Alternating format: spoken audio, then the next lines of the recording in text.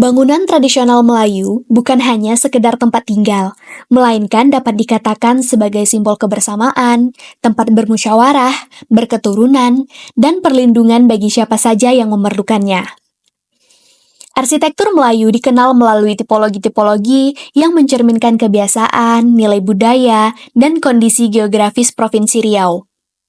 Mulai dari rumah limas, rumah lontio, rumah begonjong, dan rumah Melayu peranakan. Rumah Melayu tradisional umumnya berbentuk rumah panggung, dengan tiang kayu sebagai konstruksi utamanya, menggunakan teknik sambungan dan pasak yang kokoh, serta bentuk atapnya yang bervariasi dari kecuraman hingga orientasi rumah terhadap jalan. Hal inilah yang menjadi identitas, sehingga rumah Melayu tersebut mudah untuk dikenali.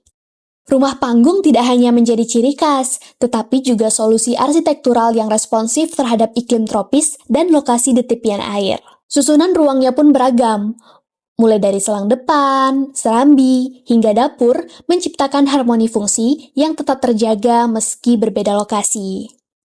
Nah, tak hanya itu, rumah ini juga memiliki motif dan ragam hias, sehingga warisan budaya ini tidak hanya memukau secara estetika, tetapi juga memiliki syarat dengan nilai-nilai filosofis yang mendalam. Salah satu daerah yang memancarkan keindahan arsitektur Melayu adalah Kabupaten Kampar, sebuah wilayah yang berkembang di sepanjang Sungai Kampar, di mana masyarakatnya masih memegang teguh adat dan budaya. Dari tingkah laku, penggunaan bahasa, hingga pakaian tradisionalnya. Tepatnya di Desa Sipunggu, Kecamatan Salo, Kabupaten Kampar. Desa ini memiliki sejarah yang cukup menarik. Berawal dari sebuah desa kecil di antara Sungai Sipunggu dan Sungai Kampar. Nah, desa ini dulunya dikenal sebagai pusat kegiatan masjid yang berpengaruh. Namun seiring waktu, pada tahun 1993, Desa Sipunggu resmi menjadi bagian dari Kecamatan Salo yang berkembang untuk melayani masyarakatnya. Hingga kini, suasana asri masih terasa di Desa Sipunggu, yang dapat dilihat dari pemandangan alamnya serta kegiatan masyarakat seperti memancing, beternak kerbau, dan bertani. Namun tak hanya itu, rumah tradisional seperti rumah panggung, rumah lontio, dan rumah limas masih menghiasi beberapa sudut di Desa Sipunggu. Dalam kesempatan ini, kami melakukan observasi pada dua rumah tradisional di Desa Sipunggu, yakni kediaman Ibu Maria dan Ibu Rusmania. Melalui observasi ini, kami menggali lebih dalam bagaimana rumah tradisional di tepi Sungai Kampar yang masih menjadi bagian dari kehidupan masyarakat sehari-hari. Salah satu rumah tradisional yang kami kunjungi ini adalah rumah kediamannya Ibu Maria, sebuah rumah Melayu limas yang telah berdiri kurang lebih selama 52 tahun. Rumah ini merupakan bagian dari sejarah keluarga Melayu yang dulunya dikenal sebagai rumah milik kakak beradik suku Melayu. Kini, hanya satu rumah yang masih ditempati, yaitu milik Ibu Maria. Ibu Maria, yang kini berusia 67 tahun, berbagi kisah tentang perjalanan panjang hidupnya bersama suaminya saat membangun rumah ini kepada kami. Mereka menghadapi berbagai tantangan, salah satunya adalah banjir tahunan yang sering melanda dari Sungai Kampar. Namun, sejak berdirinya PLTA, ancaman banjir tahunan itu telah hilang, yang memberikan rasa aman yang lebih baik bagi mereka dan masyarakat sekitar. Perjalanan kami berlanjut ke rumah Lontio Datuk Marajo, milik keluarga Ibu Rusmania. Rumah ini memiliki nilai historis yang mendalam, dibangun dengan struktur kayu jati tanpa paku, dan dihiasi dengan motif ragam hias yang kompleks.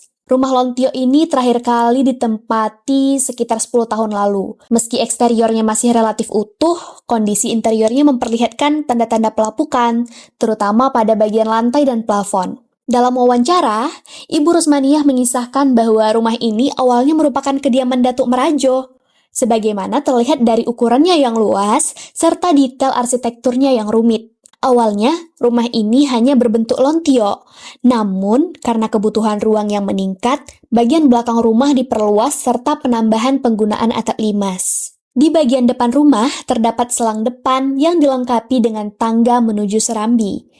Pada selang depan terdapat kula yang dibangun pada 2 Februari tahun 1978. Setelah kita menaiki tangga, kita akan tiba di ruang serambi yang dipisahkan oleh sekat dengan ruang tengah.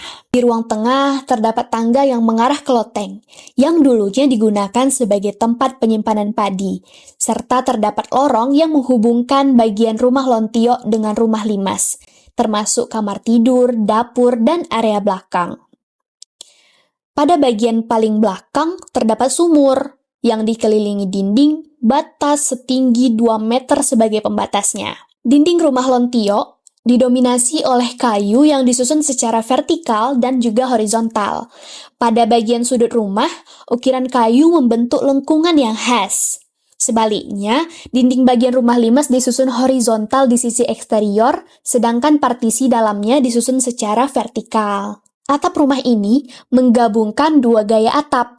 Atap Lontio di bagian depan yang mencerminkan tradisi, dan atap Limas di bagian belakang yang lebih modern. Seperti halnya bangunan khas Melayu lainnya, rumah Lontio Datuk Merajo juga dihiasi dengan ukiran-ukiran indah yang tersebar di seluruh bagian rumah. Ragam ukiran yang digunakan adalah motif flora yang mencerminkan keindahan dan kekayaan alam. Ukiran-ukiran ini dapat ditemukan di berbagai sudut rumah dari atap, kaki dinding, pintu, hingga jendela. Bahkan, tangga rumah ini pun tidak lepas dari sentuhan seni ukir Melayu yang khas. Setiap ukiran memiliki makna mendalam, menggambarkan hubungan erat antara manusia dan alam. Filosofis ini mengajarkan bahwa kehidupan manusia tidak bisa dipisahkan dari alam, melainkan harus berjalan harmonis sebagai satu kesatuan. Keindahan ukiran pada rumah Lontio ini menjadi simbol bagaimana masyarakat Melayu memadukan nilai estetika, tradisi, dan pesan moral dalam setiap detail arsitektur mereka. Ini adalah warisan yang terus mengingatkan kita akan pentingnya menjaga harmoni antara manusia dan juga lingkungan.